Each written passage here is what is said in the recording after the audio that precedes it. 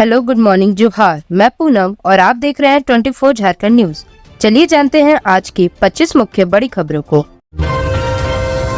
Hemant Soren cabinet में 6 नए चेहरों को मिला मौका। 2 महिला बनी मंत्री। मंत्रिमंडल में 2 महिला को भी जगह मिली है। दोनों कांग्रेस के कोटे से मिनिस्टर बनी हैं।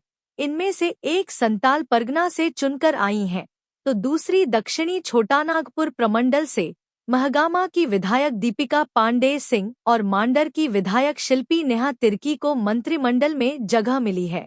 राज्यपाल संतोष कुमार गंगवार ने राजभवन के अशोक उद्यान में आयोजित शपथ ग्रहण समारोह में गुरुवार 5 दिसंबर को मंत्रियों को पद एवं गोपनीयता की शपथ दिलाई। जिन 6 नए लोगों को मंत्रिमंडल में शामिल किया गया है, उनके नाम राधाकृष्ण किशोर, संजय प्रसाद यादव, सुदिव्य सोनू, चमरा लिंडा, योगेंद्र महतो और शिल्पी नेहा तिर्की हैं। हेमंत सोरेन की अगुवाई वाली नई सरकार में 11 लोगों को मंत्री बनाया गया है। इनमें से आधे से अधिक नए चेहरे हैं। हेमंत सोरेन की कैबिनेट में 6 नए चेहरों को शामिल किया गया है। मंत्रिमंडल में 2 महिला को भी जगह मिली है। दोनों कांग्रेस के कोटे से मिनिस्टर बनी हैं। इनमें से एक संताल परगना से चुनकर आई हैं, तो दूसरी दक्षिणी छोटानागपुर प्रमंडल से। महगामा की विधायक दीपिका पांडेय सिंह और मांडर की विधायक शिल्पी नेहा तिर्की को मंत्रिमंडल में जगह मिली है। लोहरदगा में एसीबी की बड़ी कार्रवाई। क्लर्क 50,000 रिश्वत लेते गिरफ्तार। लोहरदगा जिले में एसीबी की टीम में बड़ी कार्रवाई की है। कल्याण विभाग के क्लर्क को 50,000 रुपए रिश्वत लेते हुए गिरफ्तार किया है। लोहरदगा में भ्रष्टाचार के मामले में एसीबी की टीम लगातार कार्रवाई कर रही है। कार्रवाई से हड़कंप मच गया है। यह कार्रवाई समाहरणालय परिसर स्थित कल्याण विभाग के कार्यालय में की गई। लोहरदगा के किस्को प्रखंड के चरहू गांव में कब्रिस्तान की चहारदीवारी को लेकर 24,98,000 रुपए की योजना पर काम चल रहा है। कल्याण विभाग के क्लर्क राजेंद्र उरांव ने योजना मद में राशि भुगतान को लेकर लाभुक से 70,000 रुपए की रिश्वत की मांग की थी। इस बात की शिकायत एसीबी की टीम से की गई थी। एसीबी की टीम ने मामले में जांच की। जांच में सत्यता पाए जाने के बाद एसीबी की टीम ने गुरुवार को लोहरदगा कल्याण विभाग कार्यालय में क्लर्क राजेंद्र उरांव को 50,000 रुपए रिश्वत लेते हुए रंगे हाथ धर दबोचा। झारखंड आंदोलनकारियों को बड़ा तोहफा। सीएम ने 30वीं संपुष्ट सूची को दी मंजूरी। मुख्यमंत्री हेमंत सोरेन राज्य की बागडोर संभालने के साथ एक्शन मोड में आ चुके हैं। उन्होंने गुरुवार को नई सरकार के मंत्रियों के शपथ ग्रहण के साथ झारखंड आंदोलनकारियों को बड़ा तोहफा दिया। मुख्यमंत्री ने झारखंड आंदोलनकारी चिह्नितीकरण आयोग द्वारा चिह्नित 299 आंदोलनकारियों की 30वीं संपुष्ट सूची को मंजूरी प्रदान कर दी है। इनमें 144 चिह्नित आंदोलनकारी या उनके आश्रित को 3,500 रुपए, जबकि एक आंदोलनकारी को 7,000 रुपए मासिक पेंशन मिलेगी। वहीं 154 आंदोलनकारियों को प्रतीक चिन्ह व प्रमाण पत्र देकर सम्मानित किया जाएगा। इन सभी को 20 अप्रैल 2021 की तिथि से सरकार द्वारा अनुमेय सभी सुविधाएं दी जाएंगी। रांची टाटा हाईवे में खड़े ट्रक को ट्रेलर ने पीछे से मारी टक्कर, चालक और खलासी की मौत। रांची टाटा राजमार्ग पर तमाड़ थाना क्षेत्र के टिकर मोड़ में एक दर्दनाक दुर्घटना हुई। एक ट्रेलर ने ट्रक को पीछे से टक्कर मारी, जिसमें ट्रेलर के चालक और खलासी की घटनास्थल पर ही दर्दनाक मौत हो गई। चालक और खलासी राजस्थान के निवासी बताए जा रहे। दुर्घटना के कारण रांची टाटा फोरलेन को वन वे कर आवागमन सुचारू रूप से जारी रहा। आसपास के लोगों ने बताया कि टिकर मोड़ में हाईवे में बिच सड़क पर एक ट्रक खड़ी थी। इसी बीच टाटा से रांची की ओर जा रही ट्रेलर ने बीच सड़क पर खड़ी ट्रक को पीछे से टक्कर मार दिया। टक्कर इतनी जोरदार थी कि ट्रेलर के आगे का हिस्सा पूरी तरह क्षतिग्रस्त हो गया। टक्कर से ट्रेलर के चालक और खलासी की घटनास्थल पर ही दर्दनाक मौत हो गई। टक्कर काफी तेज गति से होने के कारण चालक और खलासी का शव ट्रेलर में ही फंस गया। काफी मशक्कत के बाद क्रेन की मदद से ट्रेलर को हटाकर दोनों शव को निकाला गया। तमाड़ पुलिस ने शव को कब्जे में लेकर पोस्टमार्टम के लिए रिम्स भेजा। मंत्रिमंडल विस्तार के बाद झारखंड कैबिनेट की पहली बैठक आज। कई बड़े फैसलों पर लग सकती है मुहर। झारखंड में मंत्रिमंडल विस्तार के बाद पहली बार कैबिनेट की बैठक 6 नवंबर को होगी। बैठक की अध्यक्षता खुद मुख्यमंत्री हेमंत सोरेन करेंगे। बैठक का आयोजन रांची के प्रोजेक्ट भवन में होगा, जिसमें कई बड़े फैसलों पर मुहर लग सकती है। बैठक दोपहर 3 बजे बुलाई गई है। मुख्यमंत्री हेमंत सोरेन चौथी बार सीएम पद की शपथ लेने के बाद 28 नवंबर को पहली बार कैबिनेट की बैठक की थी, जिसमें उन्होंने 5 प्रस्तावों पर मुहर लगाई थी, जिसमें मनिया सम्मान योजना की राशि 2,500 रुपये करने, जेपीएससी और जेएसएससी के अंतर्गत होने वाली नियुक्ति प्रक्रिया को तेज करने समेत कई महत्वपूर्ण फैसले लिए गए। साथ ही केंद्र सरकार के पास झारखंड का बकाया 1,36,000 करोड़ रुपए लेने के लिए कानूनी कार्रवाई करने पर भी सहमति बनी। मुख्यमंत्री पद की शपथ लेने के बाद हेमंत सोरेन एक्शन मोड में आ गए हैं। 2 दिसंबर को उन्होंने अधिकारियों के साथ अनुपूरक बजट की तैयारियां करने समेत कई महत्वपूर्ण बिंदुओं पर निर्देश दिए। इसके बाद 3 दिसंबर को उन्होंने निर्माणाधीन सिरमटोली फ्लाईओवर का निरीक्षण किया। उसी दिन शाम में पुलिस अधिकारियों के साथ समीक्षा कर राज्य के विधि व्यवस्था की जानकारी ली। काके जज कॉलोनी से लेकर हरमू सहजानंद चौक तक बनेगा फ्लाईओवर, निकाला गया टेंडर। राज्य सरकार की ओर से काके रोड स्थित जज कॉलोनी से लेकर हरमू सहजानंद चौक तक बनने वाले फ्लाईओवर को लेकर कवायद शुरू कर दी गई है। मिली जानकारी के मुताबिक अगले 2 से 3 महीने के अंदर हरमू फ्लाईओवर निर्माण के टेंडर की प्रक्रिया पूरी कर ली जाएगी। इसके साथ ही बताया जा रहा है कि इसके निर्माण में करीब 300 करोड़ रुपए से अधिक खर्च किए जाएंगे। वहीं इसकी लंबाई 3.5 किलोमीटर होगी। फिलहाल फ्लाईओवर के निर्माण के लिए हरमू से कड्रू रेडिशन ब्लू तक परामर्श की तलाश जारी है। इसके लिए टेंडर भी जारी कर दिया गया है। अब तक इस प्रोजेक्ट के लिए एक कंपनी ने 34% कम रेट पर टेंडर भरा है। इसकी समीक्षा पथ विभाग कर रहा है। बता दें कि हरमू फ्लाईओवर के निर्माण कार्य के लिए एक वैकल्पिक मार्ग तैयार किया जाएगा। इसका कारण है कि इस सड़क से विप मूवमेंट काफी अधिक होता है।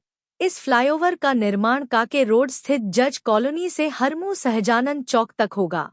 इसके निर्माण के बाद सूचना भवन चौराहा के पास से फ्लाईओवर पर चढ़ने वाले रातू रोड चौक, शनि मंदिर, गाड़ी खाना चौक, किशोरगंज चौक, भारत माता चौक होते हुए सहजानंद चौक पर जाकर उतरेंगे। वहीं सहजानंद चौक के पास एक रैंप बनाया जाएगा ताकि कड्रू मार्ग से आने वाली गाड़ियां फ्लाईओवर पर चढ़ सकें। साथ ही दूसरा रैंप गौशाला चौक के निकट बनाया जाएगा ताकि रातू रोड और पहाड़ी मंदिर से आने वाले वाहन फ्लाईओवर में चढ़ सकें।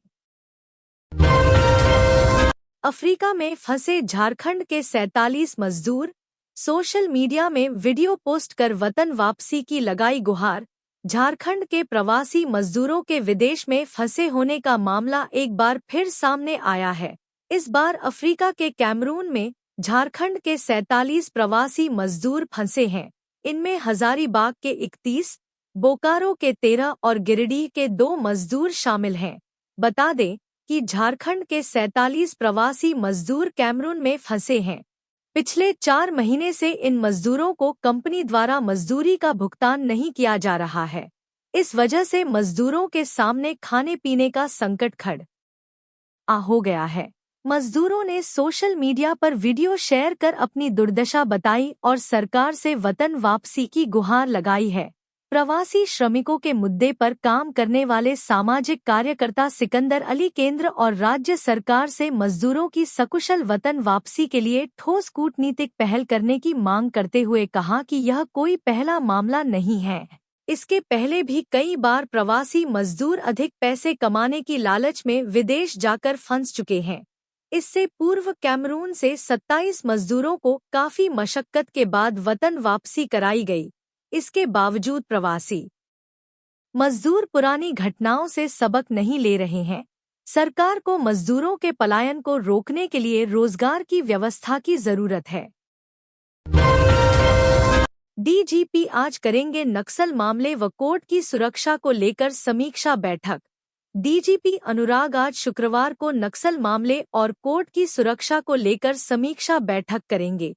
इस बैठक में जिले के एसपी, एसएसपी के अलावा रेंज के डीआईजी और जोनल आईजी के अलावा पुलिस मुख्यालय के अधिकारी शामिल होंगे। इस बैठक में जिलावार नक्सली नेटवर्क की समीक्षा और कोर्ट की सुरक्षा को लेकर चर्चा की होगी। साथ ही डीजीपी कई दिशा निर्देश भी जारी करेंगे। यह बैठक वीडियो कॉन्फ्रेंसिंग के माध्यम से दिन के 12 बजे से आयोजित की जाएगी।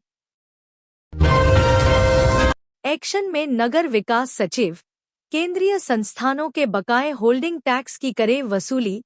रांची नगर विकास विभाग में राजस्व वृद्धि पर जोर दिया है। विभाग के प्रधान सचिव सुनील कुमार ने केंद्रीय संस्थानों CCL, BCCL, post office, SAIL, railway से बकाया होल्डिंग टैक्स वसूली का निर्देश दिया है। इन संस्थानों पर 200 करोड़ रुपए से अधिक का बकाया है। राज्य सरकार के वैसे भवन जहां से होल्डिंग टैक्स नहीं मिल रहा है, उसके लिए वित्त विभाग और अन्य विभागों से समन्वय स्थापित बजटीय उपबंध कराने का निर्देश दिया है। जियाड़ा क्षेत्र के औद्योगिक संस्थानों से होल्डिंग टैक्स वसूली की प्रक्रिया शुरू करने को कहा है। प्रधान सचिव ने कहा कि सभी नगर निकायों का बकाया होल्डिंग टैक्स सहित विभिन्न प्रकार की कर वसूली को भी प्राथमिकता सूची में रखें। अधिक से अधिक संसाधनों को चिन्हित कर उससे निकायों को आर्थिक रूप से आत्मनिर्भर और सक्षम बनाएं। इन स्रोत से आने वाले राजस्व का इस्तेमाल वहां के नागरिकों को बेहतर नगरीय सुविधा और जीवन स्तर प्रदान करने में किया जाए। बताते चलें कि 2020-21 में इस मद में कर संग्रहण 147 करोड़ रुपया था, जो 2023-24 में बढ़कर 220 करोड़ रुपया हो गया है। रनिंग के दौरान 4 अभ्यर्थियों की तबीयत बिगड़ी, ट्रैक पर गिरे। गिरिडीह जिला अंतर्गत चौकीदार संवर्ग के पद पर भर्ती हेतु लिखित परीक्षा में सफल अभ्यर्थियों की गुरुवार से गिरिडीह स्टेडियम में शारीरिक माप, जांच व दौड़ का आयोजन किया गया। गिरिडीह की SP doctor Vimal Kumar Giridih stadium पहुंचे और अभ्यर्थियों की दौड़, परीक्षा व शारीरिक जांच का जायजा लिया। चौकीदारों की बहाली के लिए गिरिडीह स्टेडियम में गुरुवार को दौड़ का आयोजन किया गया। इसमें शामिल 4 अभ्यर्थियों की तबीयत बिगड़ गई। वे दौड़ने के क्रम में गिर गए। वहां मौजूद मेडिकल टीम ने जांच कर स्थिति गंभीर बताई। इसके बाद सभी को एम्बुलेंस से सदर अस्पताल लाया गया। यहां प्राथमिक उपचार किया गया। परीक्षा में शामिल होने के लिए अभ्यर्थी सुबह 5:30 बजे ही गिरिडीह स्टेडियम पहुंच गए थे। सुबह 6 बजे से लेकर प्रातः 9 बजे से अभ्यर्थियों की दौड़ व शारीरिक जांच की गई। बताया गया कि शुक्रवार व शनिवार को भी लिखित परीक्षा में सफल अभ्यर्थियों की दौड़ व शारीरिक जांच की जाएगी। बताया गया कि पहले दिन 1064 अभ्यर्थियों की जांच होनी थी, लेकिन कई अभ्यर्थी दौड़ में शामिल नहीं हो सके। शपथ ग्रहण के बाद बोले मंत्री, जिम्मेदारी के साथ तेजी से करेंगे झारखंड का विकास। हेमंत सोरेन के नेतृत्व में राज्य में लगातार दूसरी बार इंडिया गठबंधन की सरकार बनी है। 28 नवंबर को मुख्यमंत्री बनने के बाद हेमंत सोरेन ने पहली बार अपने कैबिनेट का विस्तार किया है। विस्तारित कैबिनेट में शामिल मंत्रियों को आज 5 दिसंबर को राज्यपाल संतोष कुमार गंगवार ने राजभवन के अशोक उद्यान में आयोजित शपथ ग्रहण समारोह में पद और गोपनीयता की शपथ दिलाई। इस शपथ ग्रहण समारोह में सबसे पहले झारखंड विधानसभा के निर्वाचित सदस्य स्टीफन मरांडी को झारखंड विधानसभा का प्रोटेम स्पीकर की शपथ दिलाई गई। इसके बाद हेमंत सोरेन सरकार में शामिल राधाकृष्ण किशोर, दीपक बिरुवा, चमरा लिंडा, संजय प्रसाद यादव, रामदास सोरेन, इरफान अंसारी, हफीजुल हसन, दीपिका पांडे सिंह, योगेंद्र प्रसाद, सुदिव्य कुमार और शिल्पी नेहा तिर्की को मंत्री के रूप में पद और गोपनीयता की शपथ दिलाई गई। इस मौके पर राज्यपाल संतोष कुमार गंगवार एवं मुख्यमंत्री हेमंत सोरेन ने प्रोटेम स्पीकर स्टीफन मरांडी एवं सभी नवनियुक्त मंत्रीगणों को बधाई और शुभकामनाएं दी। मंत्री बनने के बाद राजभवन के समक्ष दीपक बिरुवा ने सरकार की प्राथमिकता बताते हुए कहा कि 24 सालों में जो काम नहीं हुआ है उसे पूरा करने का काम सरकार करेगी। उन्होंने कहा कि राज्य में तेजी से विकास का काम होगा, इसके लिए कार्य योजना बनाई जा रही है।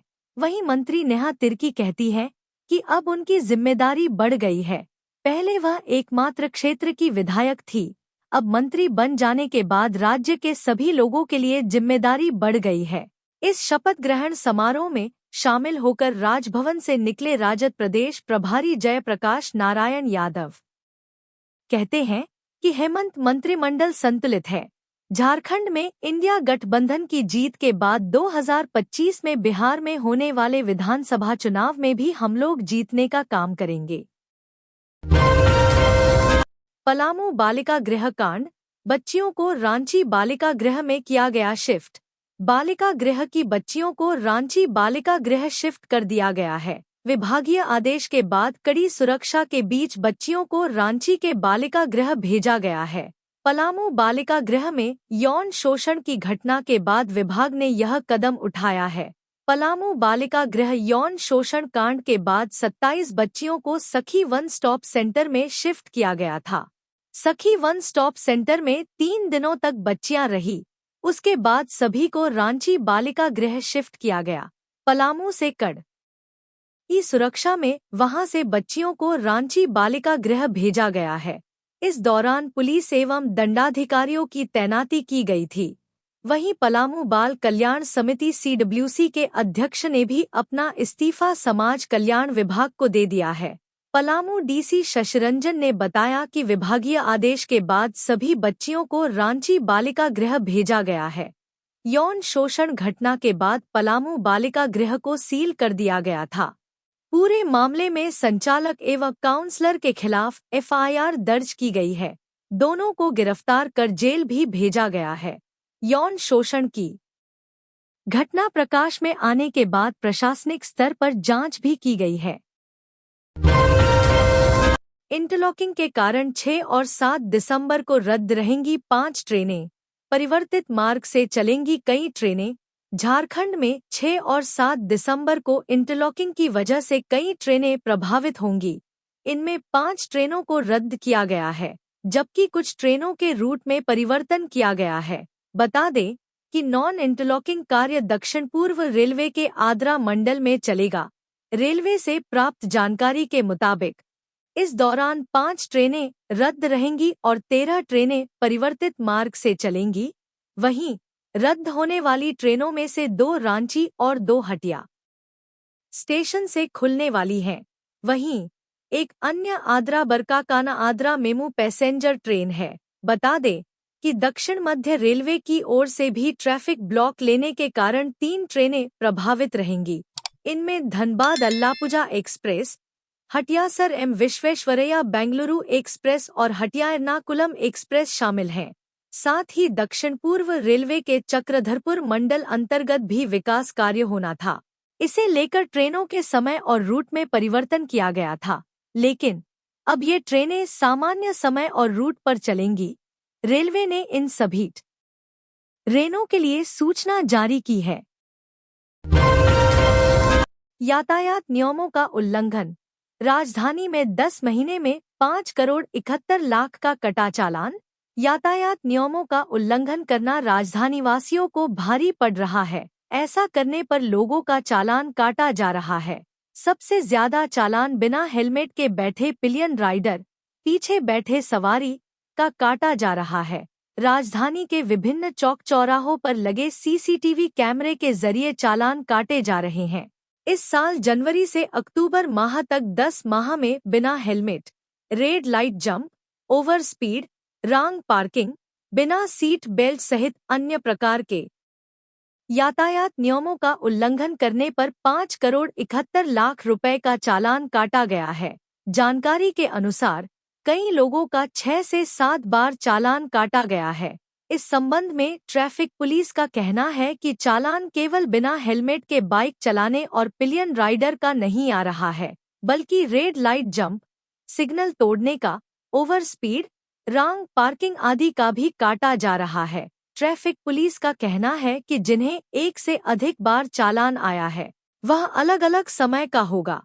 यदि किसी का एक ही दिन एक ही प्रकार के ट्रैफिक नियम के उल्लंघन का चालान आता है तो उसकी जांच कर उस पर कार्रवाई की जाएगी। लगातार 2 बार जीतकर विधानसभा पहुंची शिल्पी नेहा तिर्की, अब बनी मंत्री। सीएम हेमंत सोरेन की कैबिनेट का विस्तार आज गया है। कांग्रेस के 4 विधायकों ने मंत्री पद की शपथ ली। इनमें मांडर विधानसभा क्षेत्र से 2 बार की विधायक शिल्पी नेहा तिर्की भी कांग्रेस कोटे से मंत्री बनी। शिल्पी नेहा तिर्की ने 2024 के विधानसभा चुनाव में बीजेपी के सन्नी टोप्पो को हराकर लगातार दूसरी बार जीत दर्ज की। कांग्रेस ने विधानसभा चुनाव में शिल्पी नेहा तिर्की पर विश्वास जताया और उन्हें चुनाव में उतारा। शिल्पी ने भी कांग्रेस की उम्मीदों पर खरी उतरी और बीजेपी के सन्नी टोप्पो को 22,803 से वोटों से हराया। शिल्पी नेहा तिर्की को कुल 1,35,936 वोट मिले थे और बीजेपी के सन्नी टोप्पो को मात्र 1,13,133 वोट ही मिले। लगातार दूसरी बार विधानसभा पहुंचने के बाद मंत्री पद की उनकी दावेदारी मजबूत मानी जा रही थी। रांची में 14 दिसंबर से युवा महोत्सव, 12 दिसंबर तक प्रतिभागी कर सकेंगे पंजीकरण। गुरुवार को विकास भवन स्थित जिला खेल पदाधिकारी के कार्यालय में रांची जिला और प्रमंडल स्तरीय युवा महोत्सव 2025 के लिए एक बैठक हुई।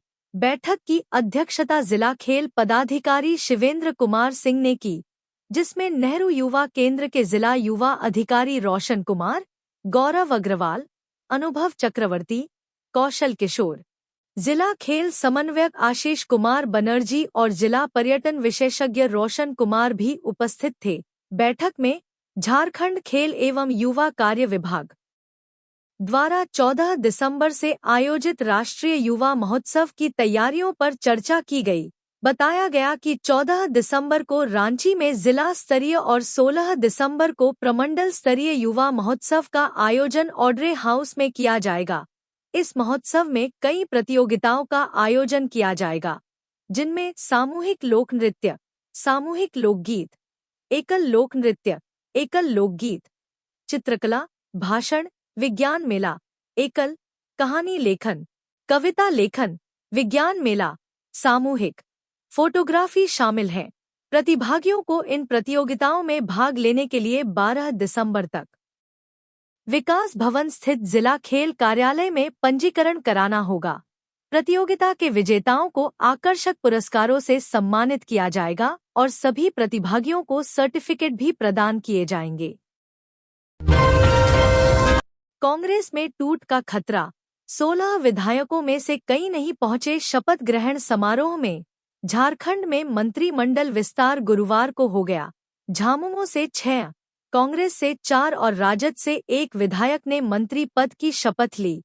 इसके साथ ही झारखंड कांग्रेस पर टूट का खतरा मंडराने लगा है। बताया जाता है कि आने वाले दिनों में कांग्रेस को पार्टी के तौर पर झारखंड की सत्ता में अपनी भागीदारी गंवानी पड़ सकती है। टूट का अंदेशा निराधार नहीं है। इसके संकेत शपथ ग्रहण समारोह में भी दिखे। कांग्रेस के 16 विधायकों में से अधिकांश ने समारोह से दूरी बना ली। हालांकि अभी कोई कुछ भी खुलकर बोलने को तैयार नहीं है। इनमें अधिकांश विधायक रांची में मौजूद रहे, लेकिन राजभवन नहीं पहुंचे। सूत्रों के अनुसार मानव नौवल का दौर जारी है। कांग्रेस विधायकों की नाराजगी की कई वजहें हैं, पर 2 वजहें प्रमुख हैं। पहली वजह यह है कि सामान्य जाति से किसी भी विधायक को मंत्री नहीं बनाया गया है। वैसे देखा जाए तो पूरे मंत्रिमंडल में सामान्य जाति से कोई मंत्री नहीं है। दीपिका पांडे सिंह को ओबीसी माना जा रहा है। दूसरी बड़ी वजह दूसरे दल से टूटकर कांग्रेस में आने वाले विधायक को तरजीह देना बताया जा रहा है और इस सब के लिए कांग्रेस के शीर्ष नेतृत्व को जिम्मेदार माना जा रहा है। राधा कृष्ण किशोर अलग अलग समय में दल बदलते रहे हैं। वह वर्तमान सरकार में भी मंत्री बने हैं। मंत्री पद की शपथ लेने वाले इरफान अंसारी को लेकर कहा जा रहा है कि पिछली सरकार में उन्होंने सरकार को अस्थिर करने में किस तरह के काम किए थे, वह जग जाहिर है। पार्टी ने उनके खिलाफ कार्रवाई भी की थी। खूंटी में जमीन कारोबारियों से लेवी मांगने वाला नक्सली गिरफ्तार। आगजनी और पोस्टरबाजी कर फैलाता था दहशत। सिमडेगा, खूंटी और चाईबासा जिले के विभिन्न इलाकों में पीएलएफआई के नाम पर बैनर, पोस्टर और पर्चा चिपकाकर लेवी मांगने वाले पीएलएफआई नक्सली को पुलिस ने गिरफ्तार किया है। खूंटी के तपकारा गांव निवासी 28 वर्षीय गोविंद मांझी उर्फ राजन दा को खूंटी पुलिस ने करमडीह जंगल से हथियार, कारतूस और संगठन के पर्चा के साथ गिरफ्तार किया है। गिरफ्तार पीएलएफआई नक्सली तोरपा, रनिया और कर्रा के अलावा अन्य थाना क्षेत्रों में आधा दर्जन से अधिक नक्सली घटनाओं में शामिल रहा है और 1 साल पहले ही जेल से छूटा था। जेल से छूटने के बाद वह मजदूरी करता था, लेकिन पीएलएफआई संगठन के एक नक्सली ने उससे संपर्क किया और अब वह अपनी टीम में शामिल हो गया। इसके बाद वह रांची, खूंटी, चाईबासा और सिमडेगा जिले के ठेकेदारों और जमीन कारोबारियों से लेवी वसूल कर संगठन का विस्तार करने के काम में जुट गया था। इतना ही नहीं, वह जमीन कारोबारियों को उनके मोबाइल और व्हाट्सएप पर मैसेज भेजकर लेवी की मांग करता था। तोरपा डीएसपी क्रिस्टोफर केरकेट्टा ने प्रेस कॉन्फ्रेंस कर गिरफ्तार पीएलएफआई नक्सली के घटनाक्रम का खुलासा किया है। उन्होंने बताया कि पीएलएफआई नक्सली गोविंद मांझी उर्फ राजन दा किसी बड़ी वारदात को अंजाम देने के लिए कर्रा थाना क्षेत्र के करमडीह जंगल में घूम रहा था। एसपी अमन कुमार को मिली सूचना पर सत्यापन और कार्रवाई के लिए टीम गठित कर छापेमारी की गई और त्वरित कार्रवाई करते हुए करमडीह जंगल में एक व्यक्ति को संदिग्ध स्थिति में पकड़ा गया। पुलिस पूछताछ में उसने अपना नाम गोविंद मांझी उर्फ राजन दा बताया। उसे गिरफ्तार कर लिया गया। स्नैचर्स की संपत्ति का ब्यौरा जुटाने में जुटी रांची पुलिस। रिश्तेदार भी रडार पर। राजधानी रांची में आतंक का पर्याय बने चुके स्नैचर्स की संपत्ति का ब्यौरा पुलिस जुटा रही है। नए कानून की धाराओं के तहत स्नैचर्स की अवैध संपत्ति को जब्त करने की कार्रवाई की जाएगी। रांची के सिटी एसपी राजकुमार मेहता के निर्देश पर यह कार्रवाई शुरू की गई है। इसमें स्नैचर्स के रिश्तेदारों को भी रडार पर रखा गया है।